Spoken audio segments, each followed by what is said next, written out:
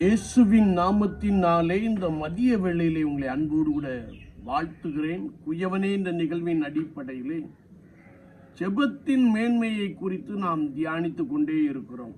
இன்றைக்கும் சங்கீதம் 119:66 நாம் வாசிக்கின்ற பொழுது, உத்தம நிதானிப்பையும் அறிவையும் எனக்கு போதித்தருளும் என்று சங்கீதக்காரர் கேட்கின்ற ஒரு வார்த்தையை நாம் வாசிக்க முடியும். சங்கீதக்காரன் ஆண்டவரை நோக்கி, உலகம் பொல்லாங்கானுக்குள் கிடக்கிறது, நோவா காலத்தில் நடந்தது போல மனுஷகுமாரன் வரும் நாளிலும் நடக்கும் என்ற வசனம் நிறைவேறிக்கொண்டே இருக்கிறது.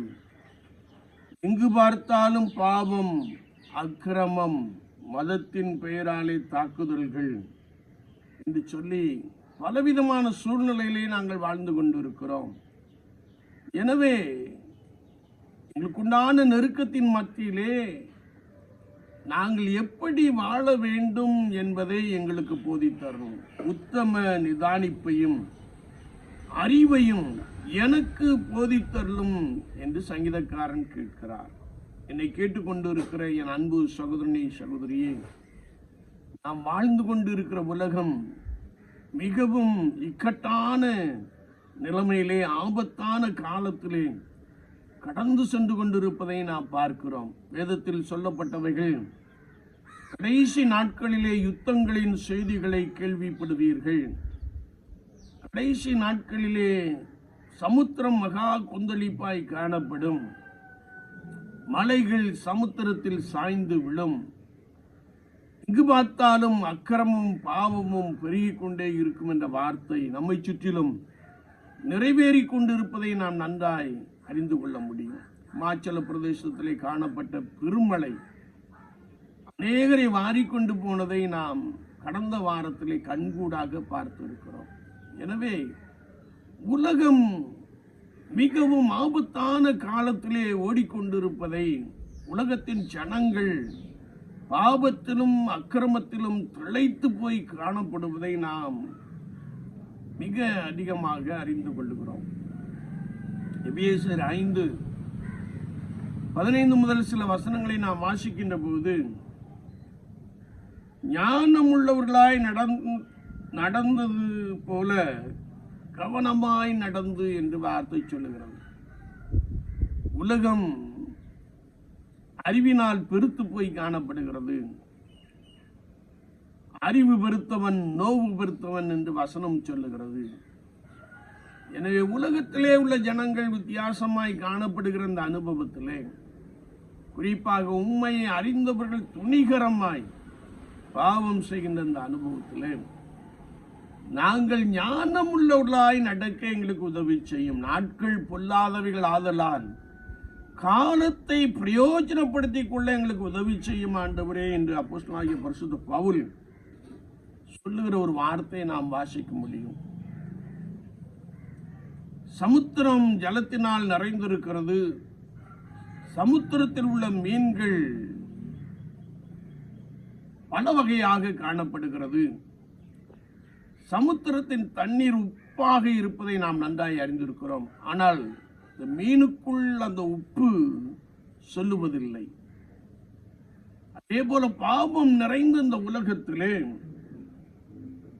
கர்த்தராகிய இயேசு கிறிஸ்துவை பின்பற்றக்கூடிய அந்த கிருபை, ஒவ்வொரு நாளும் கர்த்தருடைய சித்தம் இன்னதென்று அறிந்து செயல்படக்கூடிய அந்த கிருபை, வெளிச்சத்தின் பிள்ளைகளாய் நடக்கக்கூடிய அந்த கிருபை, கர்த்தருக்கு பிரியமானது இன்னதென்று சோதித்து பார்த்து கர்த்தருடைய வழிகளிலே நடக்கின்ற அந்த கிருபை, தேவனுடைய ராஜ்யத்திற்கு ஏற்ப இந்த பூமியிலே வாழுகின்ற ஒரு அனுபவம். தேவனுடைய ராஜ்யம் புசிப்பும் குடிப்பும் அல்ல, அது நீதியும் சமாதானமும் நிறைந்தது, பரிசுத்த ஆவியினால் உண்டான சந்தோஷம் என்பதாக வசனம் நமக்கு ஆழமாக கற்றுக் கொடுக்கிறது. உலக வாழ்க்கையிலே தேவனுடைய ராஜ்யத்திற்கு ஒத்த ஒரு அனுபவம் நமக்குள்ளே இருக்க வேண்டும். அப்படிப்பட்ட ஒரு வாழ்க்கை வேண்டும். அப்படி நாம் நடக்க வேண்டும். அனுதின ஜீவியத்தை குறித்து கர்த்தருக்கு கணக்கு ஒப்புவிக்க வேண்டும் என்ற நிலைப்பாட்டை கொண்டவர்களாக பரிசுத்தத்தை காத்துக்கொண்டு உத்தம நிதானிப்போடு கூட ஆளக்கூடிய அறிவை எனக்கு போதித்தருளும் ஆண்டவரே என்று நாம் கேட்கின்ற பொழுது, மெய்யாகவே ஆண்டவர் நம்மை நன்றாய் வழிநடத்திவிட போதுமானவராக இருக்கிறார்.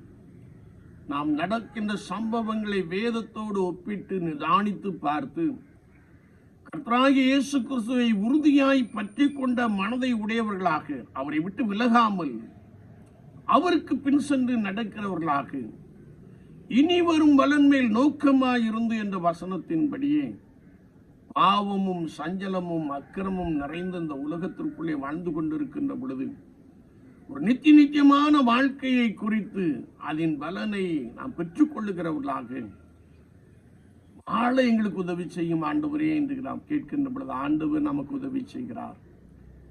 கர்த்தருக்கேற்ப நம்முடைய வாழ்க்கை அமைந்து கொள்கிறது. புயல் வீசினாலும் பெருமழை பெய்தாலும் அசையாமல் இருக்கிற கண்மலையின் மேல் கட்டப்பட்ட வீட்டிற்கு ஒப்பாக நாம் கர்த்தருக்குள் பலமாய் நிலைத்திருக்கிற ஒரு அனுபவத்தை பெற்றுக்கொள்கிறோம். ஆண்டவரே, எங்களுக்கு அப்படி நீர் உதவி செய்யும் என்று சொல்லி நாம் நித்தமும் ஆண்டவராகிய இயேசு கிறிஸ்துவை நோக்கி கேட்போம்.